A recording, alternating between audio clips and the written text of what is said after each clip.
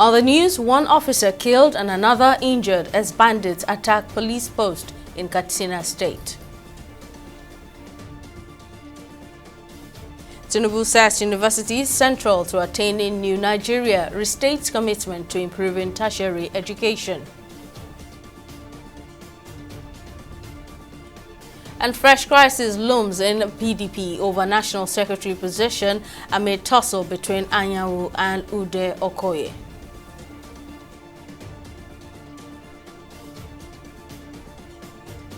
Hello and welcome to News Now on TV360 Nigeria. I am Simisola Atikun. A police officer has been killed and one other injured after some bandits attacked their duty post located at Saki Jiki village in Batsari local government area of Kina State. Locals told newsmen that the attack took place on Thursday at about 8 p.m. The bandits were reportedly deceptively dressed in hijab. In a statement on Friday, the spokesperson of the State Police Command, Abubakar Sadiq, said the bandits dressed in hijab attacked the station at about 8 p.m. on Thursday. Northwest and central Nigeria have been long terrorized by bandit militias operating from bases deep in forests and raiding villages to loot and kidnap residents for ransom. President Bola Tinubu has, however, promised to attract more investment to Africa's largest economy and most populous country in a bid to tackle its persistent security challenges. From security matters to education, President Bola Tinubu says universities, among other educational institutions, are central to the attainment of the new Nigeria of his dreams. The president made the remark at the 54th convocation lecture of the University of Lagos Unilag, represented by the Minister of Education, Tahir Maman, at the university's first convocation ceremony in his official capacity as president. Tinubu reiterated his commitment to support the universities achieve excellence. He urged academics to put on their thinking caps and be prepared to offer their support in the efforts to reposition the country. Tinubu said some immediate measures have already been put in place to address concerns in the education sector, including the removal of the universities from the integrated payroll and personnel information system and the signing into law the student loan bill, among others. Still on education, Nigeria faces a pressing challenge with an estimated 20 million children still lacking access to education. This is according to UNESCO. In recent years, technology has emerged as a valuable tool for inclusive and accessible education, accommodating diverse learning needs of students across the country. To this end, experts in the field have called on government at all levels to increase financing in order to revive the education sector. They urge the government to address issues such as welfare and shortage of qualified teachers and lecturers, with a particular focus on promoting equitable access to education. The commitment of the government to education sector is a commitment to intellectual capacity, intellectual capital development, to human resource development, and it's in fact the bedrock of every other kind of development. So really, if we're doing less in the aspect of education, we don't expect any magic to happen.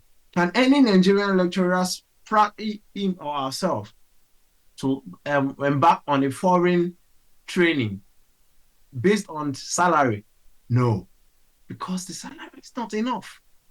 So I would say there is a serious financial insecurity among the academia in Nigeria, and there is needs to address and, of course, to review the salary pay. President Bola Tinubu, in his campaign, I remember he mentioned something like he wants a university that is viable, a university that students can graduate at the right time, and he feel that when he was also in school, there are some things that he benefited from, even from his lecturers who put him through life and many amenities. Most advanced countries, those who prioritize education, they spend such amount of money on their education, and the result is obvious. When you compare how many universities you have then and the number and the budget allocation to it, and you now compare how many university has increased. Now, the increment in the allocation, budget allocation, if you work out the calculation, you see that it does not affect anything. It does not lead to any increase. The federal government has affirmed that the student loan scheme is set to commence in January, with plans ensuring timely access to the credit facility within 30 days. Minister of State for Education Yusuf Sununu confirmed that preparations are complete for the scheme to begin, including the finalization of the student loan scheme website and the conclusion of technical plans to facilitate the scheme's kickoff. He further explained that the only criteria to access the loan is to gain admission into a Nigerian tertiary institution, adding that the loan will be accessed within 30 days of application. January is a reality. Already the website has been, it's almost done, and the application for that, for beneficiary, is going to be online. The criteria for you is to get your admission to be a Nigerian and find yourself in a public school, and you are qualified. You have to apply online, which will be processed timely, and you have to access your loan within 30 days. Fund has been kept aside in the 2024 budget, so also in the supplementary budget of the 2023. Barring all other this, the essence is to increase access and ease access to students that want to procure their higher education in Nigeria. And it's also mainly for tertiary institutions, not undergraduates. Fresh crisis seems to be brewing in the main opposition People's Democratic Party PDP over the position of the National Secretary amid a tussle between Sam Anyanwu and Sunday Ude Okoye. Anyanwu, the substantive occupant of the post, stepped aside last year to become the governorship candidate of the party in November 11, 2023 Imo State election. However, he did not submit a letter resigning from the National Secretary post before emerging as the party's governorship candidate in Imo State. While Anyanwu was pressing on with his governorship race, the PDP Southeast Zonal Executive resolved to nominate Ude Okoye, a former national youth leader of the party, to replace him as the National Secretary. The Zonal Executive Committee had argued that it would be a distraction for Anyanwu to retain his position as party secretary at a time when he was the party's Imo State governorship candidate.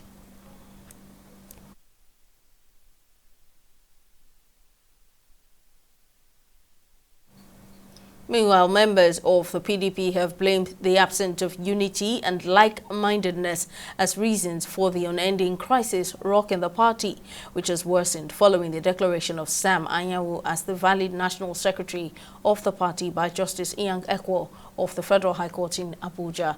The Board of Trustees, led by its acting chairman and former Senate President Adolphus Wabara, has now written to the National Working Committee, led by acting National Chairman Umar Damagon, warning about the consequences of not recognizing Ude Okoye as earlier ordered by the court. Speaking on TV 360 Nigeria, a chieftain of the PDP, Diron Odeyemi, has called for a total overhaul of the PDP's National Working Committee, which, according to him, has been the bane of the party. Which constitution will allow somebody to go and contest an election and say at the same time he remains in that same position? This is a condition that says if you are contesting for a position, you have to decide one, the one you occupy. So I don't know where this constitution issue is coming from. I don't understand it. And I don't know the reason why such judgment should come from the court.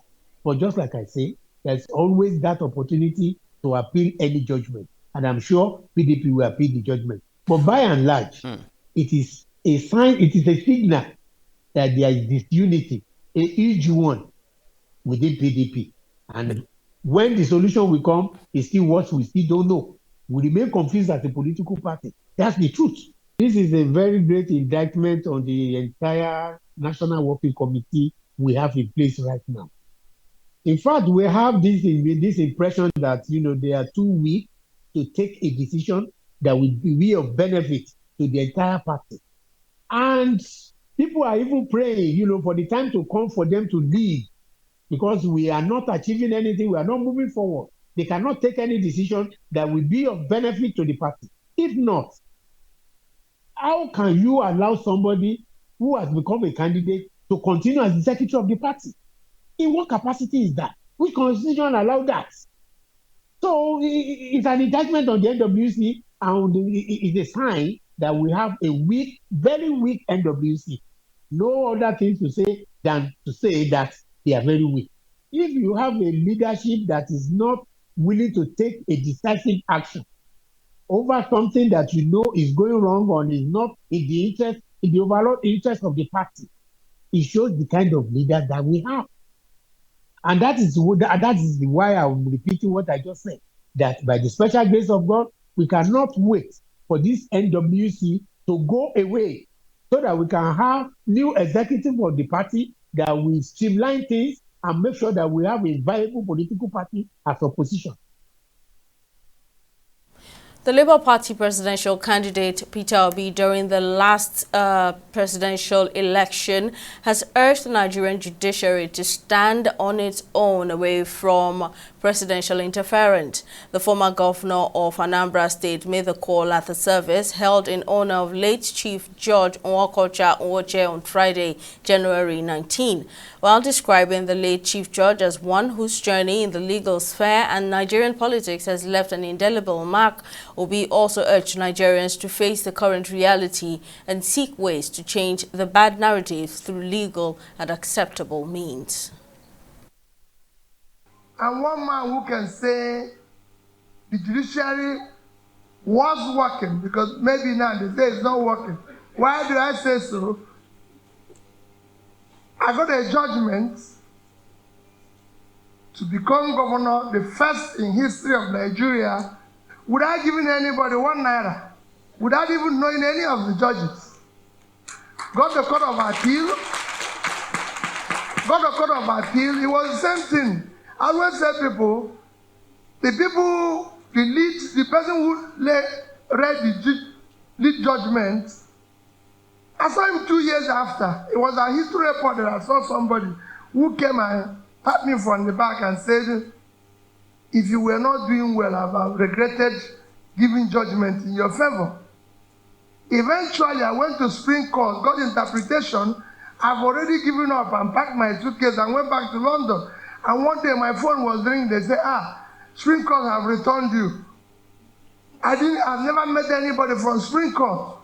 So when I now hear what is happening now, I said, maybe it's a different Nigeria. Because if it was now, there was no way anybody would have listened to me. And people like Chief Uweche were there. And I wonder what they will be thinking about our judiciary today. But it's our country. We have no other country except this one. And we must not bequeath our children. We must make it work for them. And I'm sure Chief Uweche, wherever he is, will be praying for a better Nigeria, for a better judiciary. Dangote Refinery, the largest in Africa, has officially commenced the production of diesel and aviation fuel, marking a significant milestone in Nigeria's energy sector. With a capacity of 650,000 barrels per day and an investment of $20 billion, the refinery, situated on the outskirts of Lagos, is poised to address the nation's historical dependence on fuel import. Our correspondent, Tamilore Akinkwoliye, has more details in this report. Despite being Africa's top energy producer, Nigeria has long relied on import for the majority of its fuel consumption. The Dangote Refinery, constructed by Nigerian businessman Aliko Dangote, aims to not only make Nigeria self-sufficient in fuel production, but also position the country as a key player in the regional oil market. After facing construction delays, the refinery has commenced operations following the receipt of a 6 crude oil cargo on January the 8th. Experts suggest that despite the commencement of these test runs, anticipated reductions in the prices of refined products may not materialize as expected. This is attributed to the prevailing influence of international cartels that wield significant control over the industry. There is this erroneous belief that a lot of people feel that having Dangote Refinery in Nigeria will automatically result in a reduction of the price of refined petroleum products in Nigeria. First, my take that is erroneous and it's presumptuous. In alignment with the global transition towards green energy, the expert says Dangote Refinery's strategic decision to prioritize its initial production towards aviation jet fuel and diesel is a good idea. With the introduction of EVs, which we call electric vehicles, as electric vehicles become more acceptable globally, the whole idea of petrol, the petrol business will no more be as profitable as it used to be. So I think it would be very unwise for Dangote Refinery to have even considered pushing that aspect of the business at this stage. Business owners and manufacturers express optimism regarding the Dangote Refinery, saying it as a pivotal step towards fostering a conducive production environment. They anticipate that the refinery will play a crucial role in mitigating production costs by providing a competitive advantage landscape for their operations. The sachet water that we are selling at 100 naira is now 250 from the producer. So I think if Dangote starts producing now, the cost of material will come down. The prevailing belief among Nigerians is that this local production will contribute to a reduction in the prices of fuel and other crude products, alleviating the economic burden on the citizens. With the Dangote refinery starting its first production in Lagos, it will help reduce the price of the cost of aviation generally, and also help to reduce demand for dollar too. If the price of diesel can come down, I believe a lot of factories, companies are making use of diesel. I believe if diesel can come down, I believe price of things will also come down. As the refinery undergoes operational testing and gradually ramps up production, the economic and geopolitical implications are poised to be substantial, positioning Nigeria as a key player in the global energy arena. Tamilore Akinkwole, TV360 Lagos. We'll take a break here, but still to come, federal government collaborates with the International Labour Organization ILO to expand social security for Nigerians. Stay with us for details.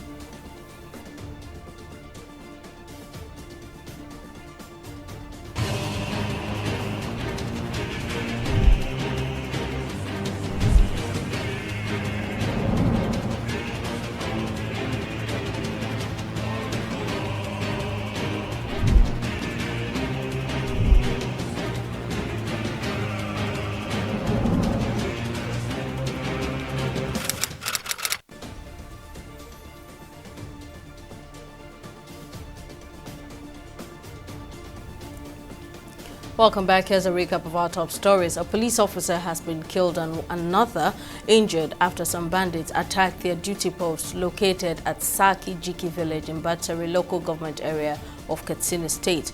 Locals told newsmen that the attack took place on Thursday at about 8 p.m.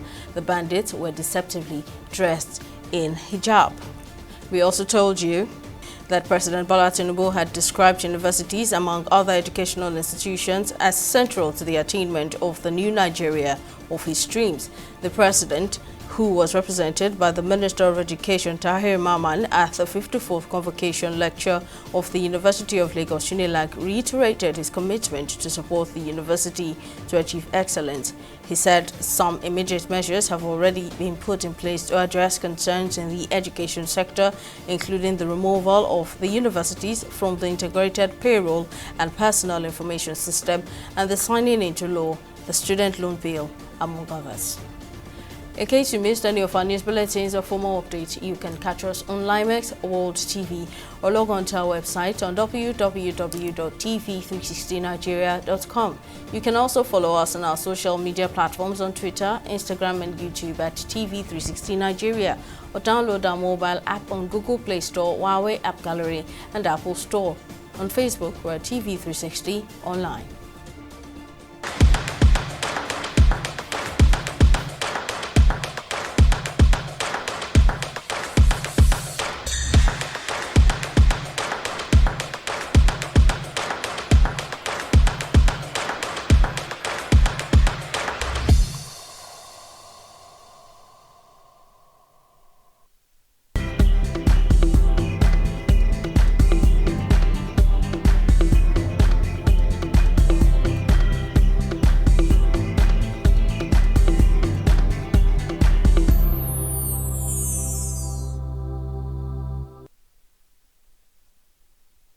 On business, the federal government has expressed its commitment to enhance collaboration with the International Labour Organization ILO to broaden access to social safety nets for Nigerians. Nkeruka Onyeji-Ocha, the Minister of State for Labour and Employment, made this announcement during a meeting with a delegation from the ILO in her office on Friday in Abuja. Onyeji-Ocha says the essence of the collaboration is to prioritize expanding health insurance coverage and reaching vulnerable populations, among other objectives. She added that the move is aimed at fostering efficient labor markets, reducing individuals' exposure to risks, and strengthening their ability to shield themselves from hazards and income interruptions of losses. A recent report by the World Bank reveals that exposure to internet access after more than 3 years has reduced severe poverty in Nigeria and Tanzania by 7%, leading to an increase of 8% in labor force participation and wage employment. Before the World Bank released its report, about 63% of persons living in Nigeria, an equivalent of 133 million people, were multidimensionally poor, and only about 12% of working-age Nigerians were engaged in wage employment, according to the National Bureau of Statistics, NBS. However, the brief released by the World Bank emphasizes how internet users in sub-Saharan Africa increased by an outstanding 115% in the last 5 years, that's 2016 to 2021, a development that contributed to economic growth, fostered innovation, and created job possibilities. In Sudan, the government of the war-ravaged nation says it has suspended its membership in the Intergovernmental Authority on Development, IGAD, the East African regional bloc that has tried to broker talks between the country's warring parties.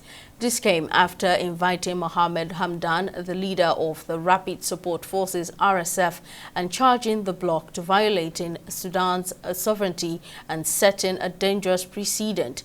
The Sudanese army and the RSF paramilitary group have been fighting for 9 months in a war that has killed thousands of people and displaced more than 7 million. IGAD, in parallel with the United States and Saudi Arabia, had repeatedly attempted to mediate between the two sides to no avail. Well, up next is Entertainment Report on News Now.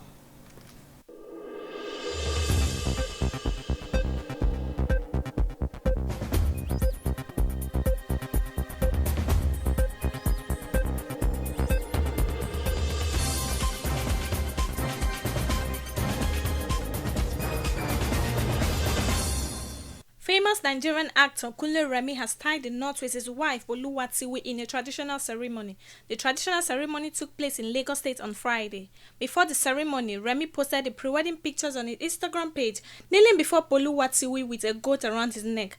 Capturing the picture, he wrote, "Tiwi, I come to you humbly as a goat with a goat." However, photos and videos from the wedding have made their way to the internet. At the traditional wedding were actors, actresses, and Nigerian billionaire Femi Otedola, a brother of the bride's mother, among other dignitaries. American actor Alec Baldwin has been charged with manslaughter over the deadly 2021 shooting on the set of his film Rust, according to a court document filed on Friday. Baldwin, who was also a producer on the film, was holding a Court 45 during rehearsal for the low-budget western in New Mexico when it discharged a low-round, killing cinematographer Helena Hutchins and wounding director Joel Souza. Baldwin has reportedly denied any responsibility for the October 2021 shooting and said that he did not pull the trigger on the gun, which in any case should have been loaded with a dummy.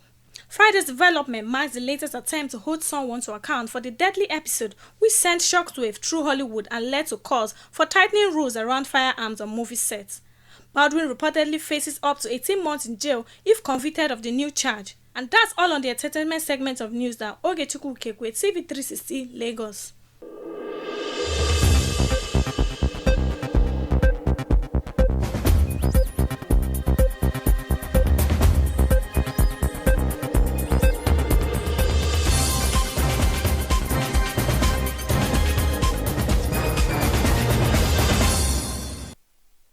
On sports, with a 1-0 victory over the host nation Ivory Coast, the Super Eagles got their campaign back on track at the ongoing Africa Cup of Nations AFCON. Following the outcome, some Nigerians praised the Super Eagles team's maturity in holding off the Elephant in a tense Group A game to keep their place in the tournament. Our correspondent Sydney Okafor has more on the story.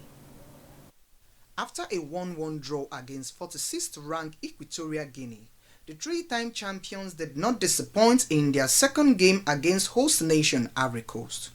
The three-time champion held on to their 1-0 lead courtesy of a spot kick converted by William Troost Ekang to the end, easing off pressure as the result of their past games, which has been lackluster. This sport analyst says it was a must-win situation and the Super Eagles did not disappoint.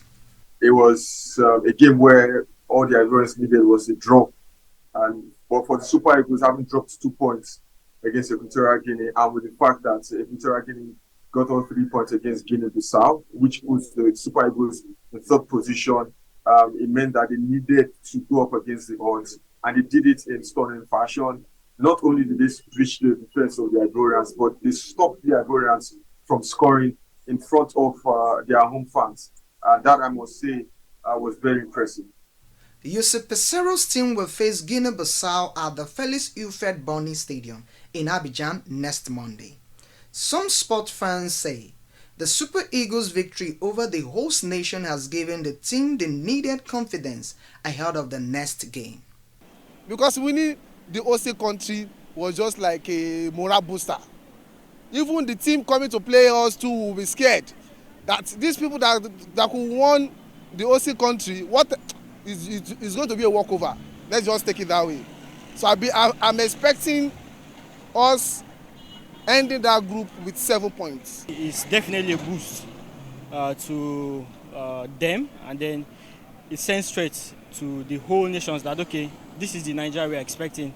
I know Bissau will be scared, so to say, but I don't think Bissau is that scared again at the same time, because the way they played their first game, their second game, you know, they showed they are really ready for this. So it's going to be an exciting game.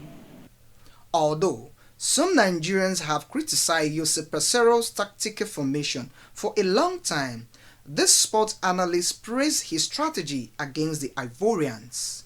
I don't think it was a fluke. I thought it was something that they thought about from the training ground.